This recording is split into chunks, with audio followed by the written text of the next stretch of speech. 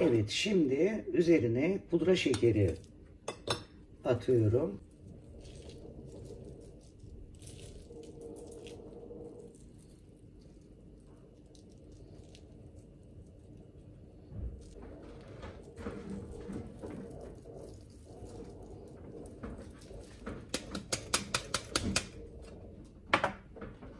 Merhaba arkadaşlar.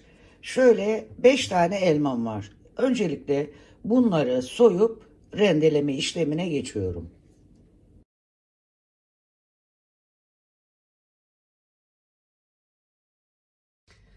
Evet, şimdi rendelediğim 5 elmayı ocağa aldım ve altını yaktım. Yarım su bardağı şeker ilave ediyorum. Arkadaşlar çok sulanmaması adına kısık ateşte yapmayalım. Yüksek ateşte hızlı bir şekilde çevirelim.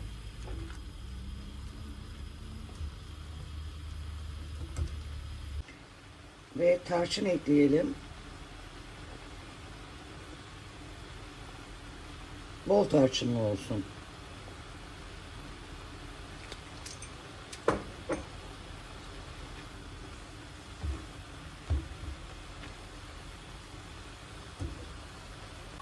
Evet, şimdi içine şöyle bir miktar ceviz ekleyelim.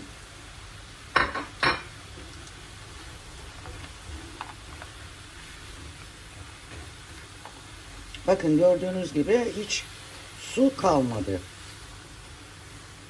Şimdi bunu bir kenara alıyorum.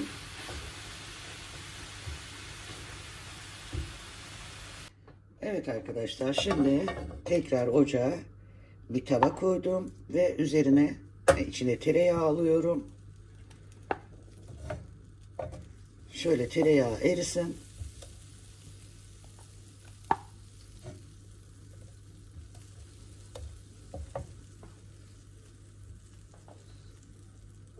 Evet, şöyle yağın içerisine bir su bardağı şeker aldım. Şimdi bu böyle bir erisin bakalım. Bir karamel yapalım.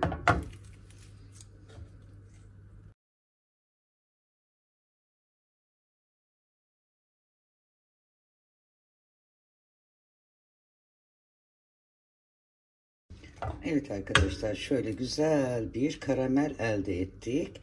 Şimdi yapacağımız işlem, karamelin altını söndürüyorum ve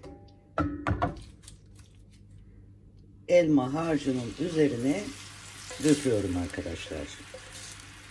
Böyle bir lezzet yok.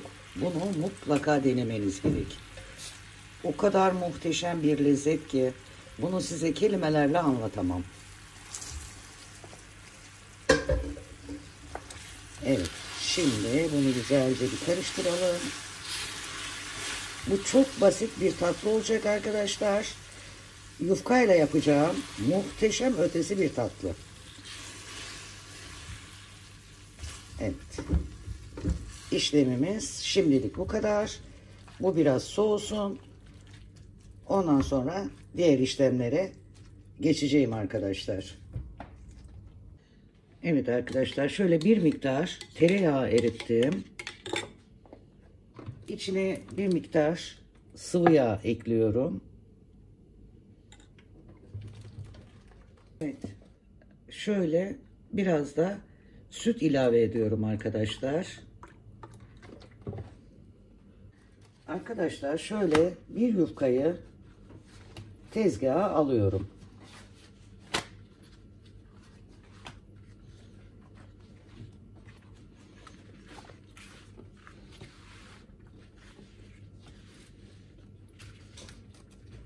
Ve üzerine karışımdan gezdiriyorum.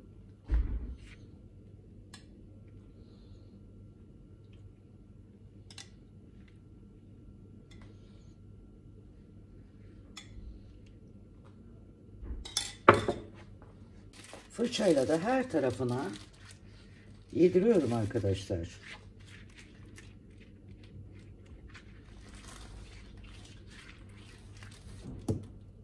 Şimdi bu yufkayı şöyle ikiye katlıyorum.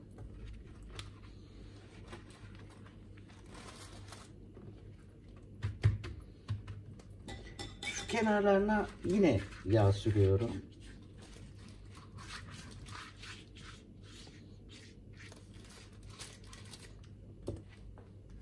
Şimdi elmalı harcımdan içine koyuyorum arkadaşlar.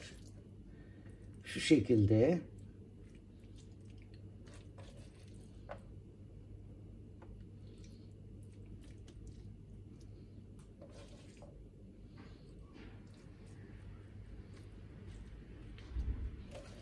Güzelce bir yayıyorum.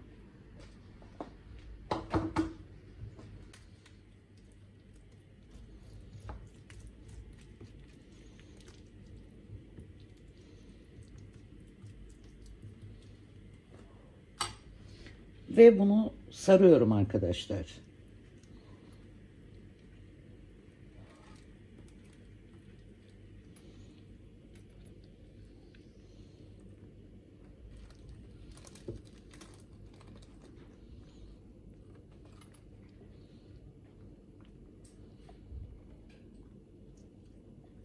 Şöyle güzelce bir sardım.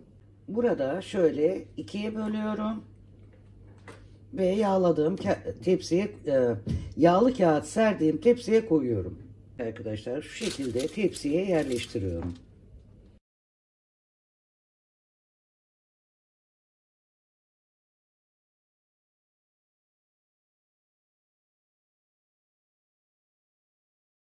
Evet arkadaşlar, şimdi şöyle üstlerine birer kesik atıyorum.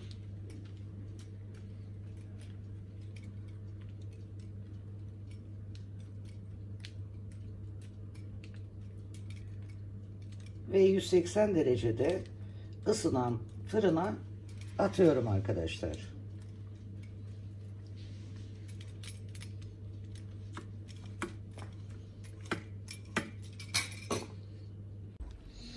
Evet arkadaşlar, fırından çıkardığım yufkalı elmalı pastam mı diyeyim, kurabiyem mi, kekim mi bilmiyorum artık, ne derseniz, muhteşem bir lezzet. Biraz sıcaklığı geçtikten sonra pudra şekeri eleyeceğim arkadaşlar. Evet, bir de dilimlere ayırdım ve artık biraz daha soğuyunca normal servis tabağına alacağım arkadaşlar. Evet arkadaşlar, yufkayla yapmış olduğum elmalı gerçekten böyle bir lezzet yok. Hepinize tavsiye ediyorum. Ağzınızın tadı hiç bozulmasın arkadaşlar. Böyle günlük hayatınızda pratik yapacağınız çok lezzetli tatlıları, hafif tatlıları sizlerle paylaşmaya devam edeceğim. Allah'a emanet olun arkadaşlar.